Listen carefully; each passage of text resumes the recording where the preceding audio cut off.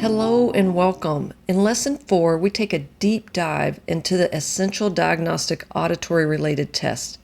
They can play a crucial role in better understanding dizziness and balance disorders. We'll touch base on comprehensive audiograms, acoustic brainstem responses, and electrocochleography. These tests can help identify the cause, and in some cases causes, of dizziness and balance disorders.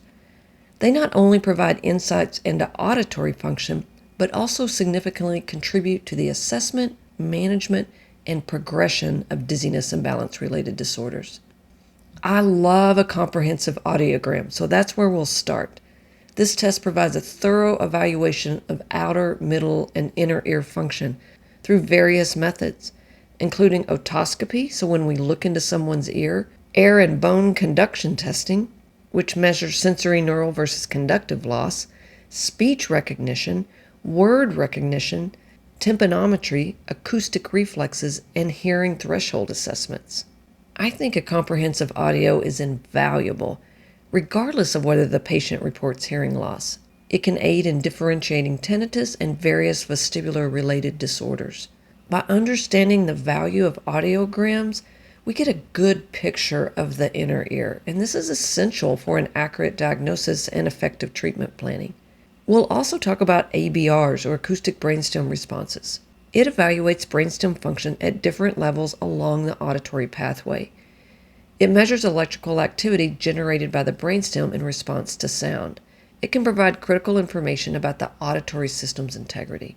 This test can be useful for assessing hearing in infants or patients with cognitive impairments who can't take an audiogram. An ABR also helps rule out retrocochlear pathology, such as a vestibular schwannoma, and it can help identify auditory neuropathy. And the third test we'll talk about is an ECohG. It's a specialized test that also measures electrical activity generated in the cochlea in response to audio stimulation.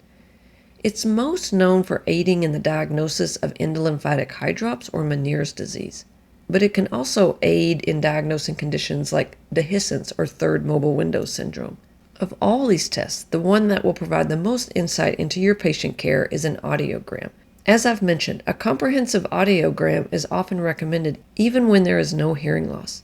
This can bring insight into the possible cause of someone's dizziness or tinnitus. While the coursework does not require you to interpret these results, it's expected to know their value and how they can aid in the diagnosis and monitor change over time. We also want to know the pitfalls or the limitations of these tests.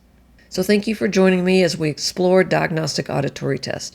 I hope you can join me in the next video for Lesson 4, where we will take a closer look at the various peripheral vestibular-related diagnoses and medical management.